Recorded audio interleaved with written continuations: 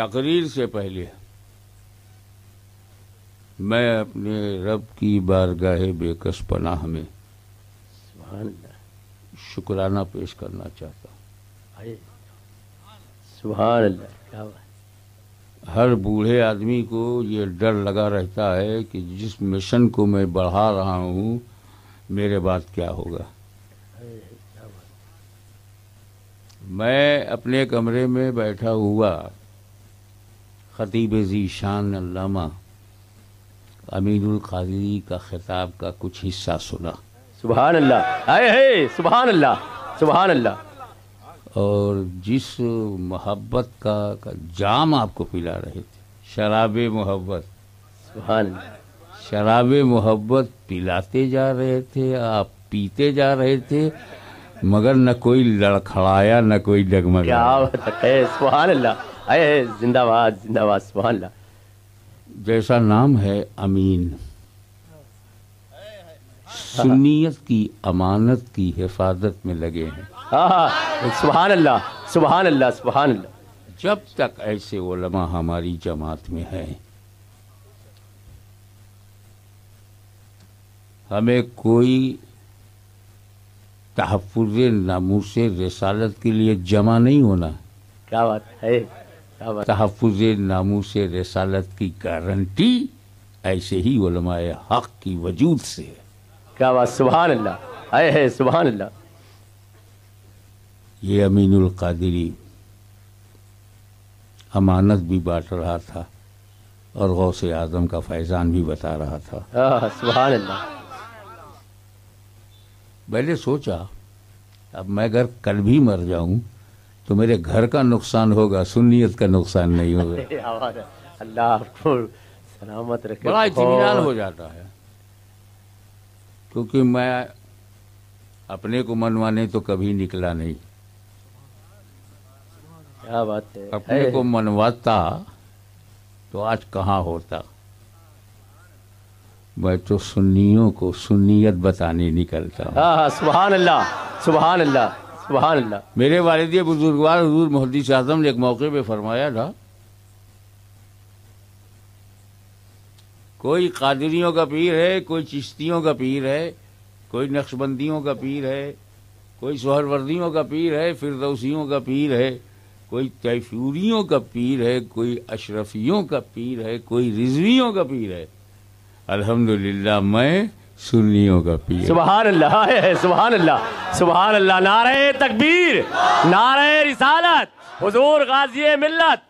سبحان اللہ. سبحان تو اللہ. ہماری پیدائشی ذہنیت یہ ہے کہ سنیت پہلے اشرفیت بعد میں. کیا بات. سنیت پہلے رضویت بعد میں. کیا بات. اور جب سنیت ہی پر کوئی بولتا ہوا ملتا ہے تو ایسا لگتا ہے کہ امین القادری نہیں بول رہا ہے، سنیت کی آواز بلند. سبحان اللہ. زندہ باد. سبحان اللہ. اللہ اکبر. آپ مائک رکھ دیجئے. یہ بلا وجہ سبحان اللہ کرتے ہیں، ایک سبحان اللہ کہیں اور یہ ہزاروں سبحان اللہ.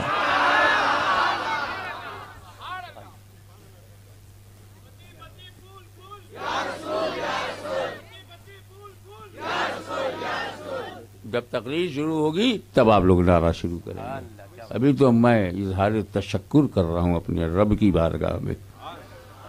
مولا تعالیٰ ان کے علم میں عمر میں برکت عطا فرمائے اور اسی طرح دین و سنیت کا کام کرتے رہیں.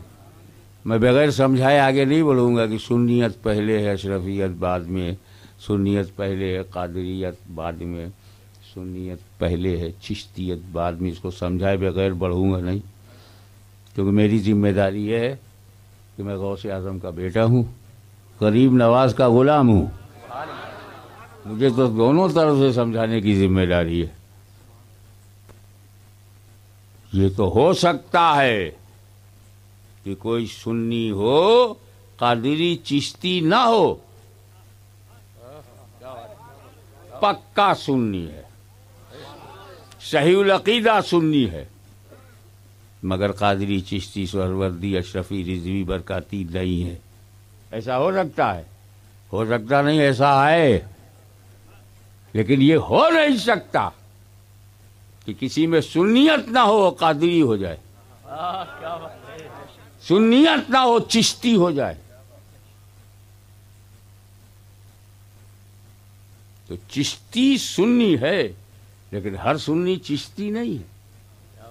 لہذا علماء کرام سے ہاتھ جوڑ کے گزارش کروں گا اسٹیج پر سنیت کی بات کرو. تم شخصیت کی بات نہ کرو. تم سنیت پھیلاتے جاؤ گے، سنیت شخصیت بناتی جائے گی.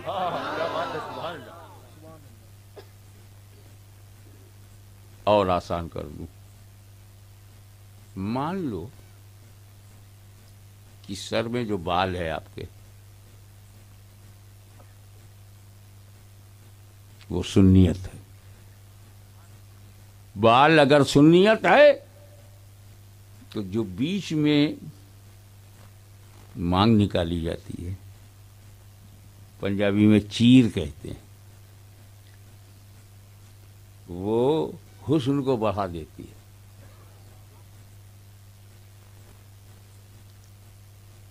اس کی زینت ہے، اس کی زیبائش ہے، اس کی بیوٹی ہے. بال بال ہے، اس میں بیچ میں مانگ نکال لو تو اس کی بیوٹی ہے. وہ تو سنیت سنیت ہے، قادریت چشتیت اس کی بیوٹی ہے، اس کی خوبصورتی ہے. تو یہ تو ہو سکتا ہے کسی کے سر پر بال ہو مانگ نہ ہو، مانگ نہ نکالے، مرید نہ بنے،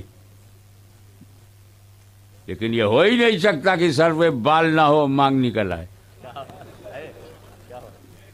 تو سنیت کو مضبوطی سے قائم رکھنا ہر فرض سے اہم فرض ہے. اور میرے امام اہل سنت فرماتے ہیں وہ سب میری کتابوں سے ظاہر ہے.